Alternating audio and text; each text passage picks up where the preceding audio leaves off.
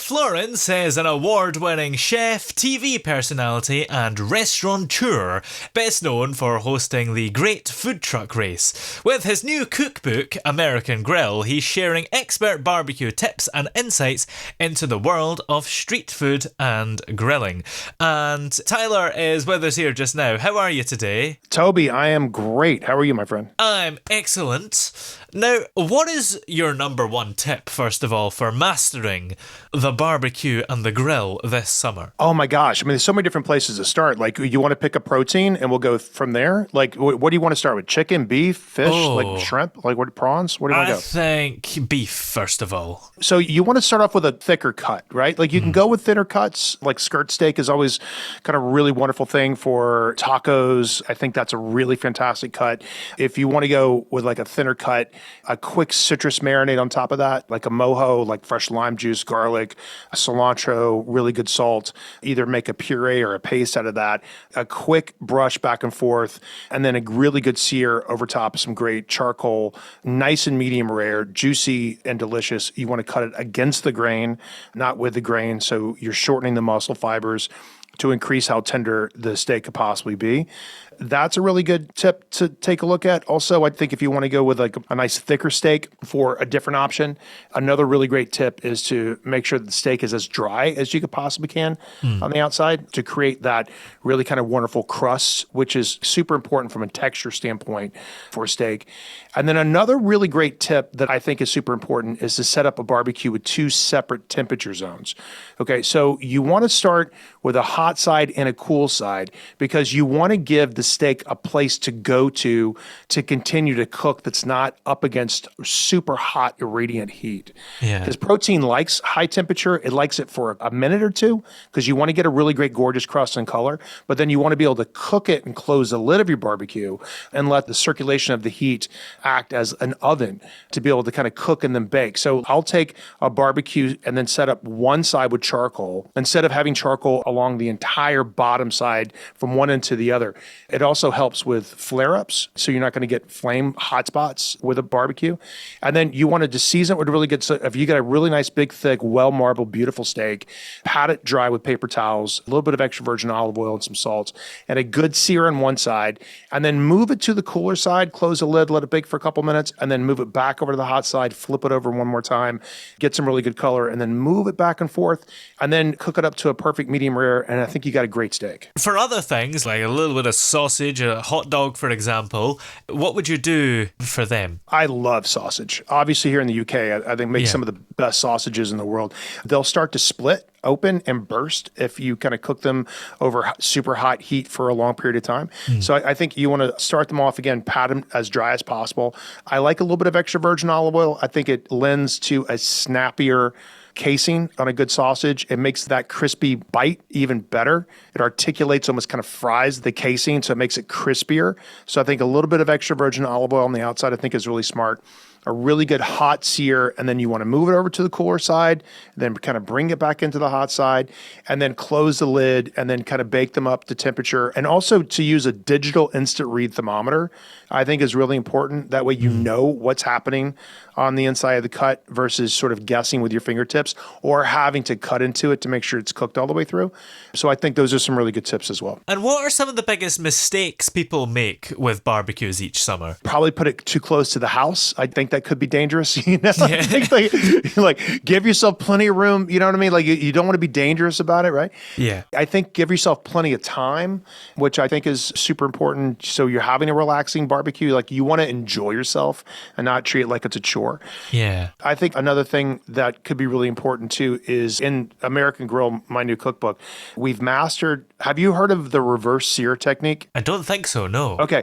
So this is something that's really kind of fun. It's starting to take hold in a lot of barbecue blogs and steak aficionados, and we actually use it in my restaurants in San Francisco, is to low bake a cut, a thicker cut.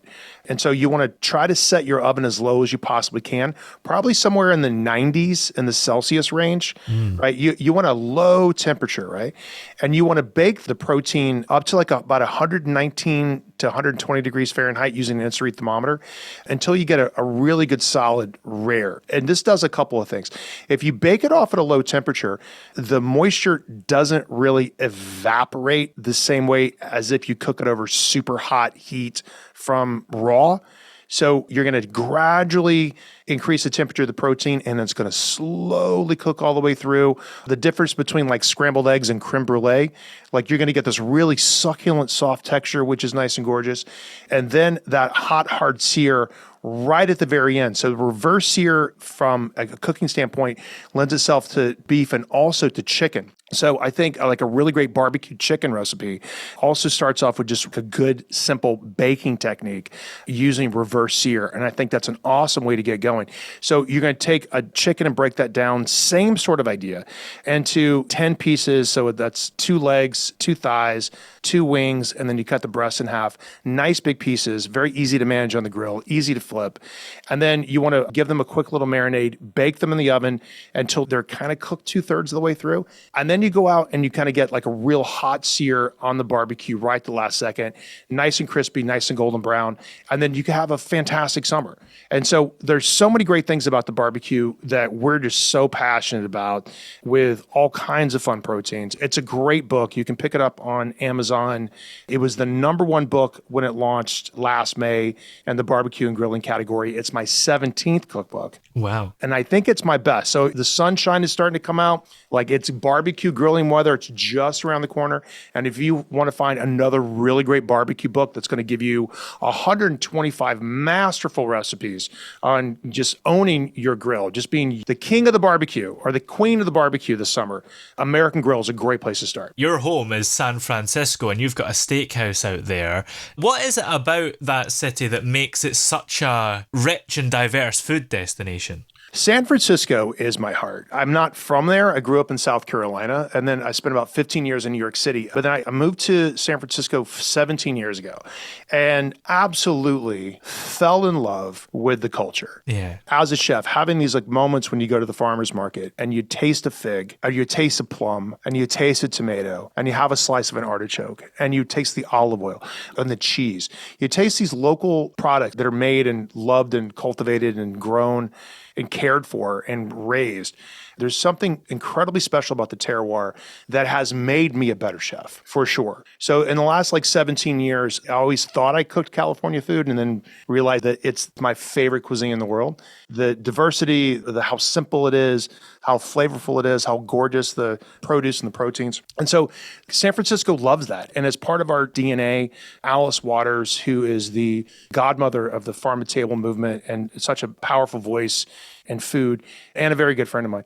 And so that's one angle of how fun and delicious the food and culture and cuisine is in San Francisco. And then also, you know, how diverse our cultures are. I mean, we're represented by some of the best cuisines in the world, from Chinese to Japanese to Filipino to, of course, our beautiful Mexican culture that we have, our great restaurants there in the Mission, and also our Michelin stars. Like we have just some of the top culinary, innovative, young, hungry chefs that are just blazing trails and putting the flag in the ground for their generation and their era in one of the most diverse food cities in the world. It's a great place to come visit. I'd imagine that on average the weather is better over there than it is here for barbecues. It could feel very similar, to be honest with you, right? I mean, like right now, like it's breaking a little early. I was talking to my wife yesterday and she's like, oh my God, it's gorgeous today. Yeah. And I'm like, well, it's obviously a little overcast here in London, but there's something very similar about it. I think London and Northern California and San Francisco, I think we get each other.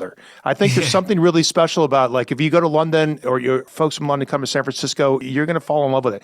The weather is sunny and it is pretty and it is beautiful, but there's also cool and foggy at the same time. Like you definitely want to dress with layers when you come to San Francisco. It's cool in the morning. The fog breaks somewhere between 11 and 1. And then it's sunny all afternoon. And then the fog rolls back in at night. It gets chilly again, but it's gorgeous. It's really, really one of the most beautiful cities in the world, of course. Absolutely. Well, where are we able to find your new book, which is, of course, called American Grill? Yes, you can get it on Amazon. And we're super excited to ship it over here. I just signed a bunch of copies yesterday, as a matter of fact, for an event we're doing. We're doing this kind of swanky dinner tonight, as a matter of fact. Very excited about that. But you can pick it up on Amazon. Brilliant. Well, many thanks for joining us. It's been very helpful to have you on today. Toby, thank you very much, brother. I appreciate it. Thanks you.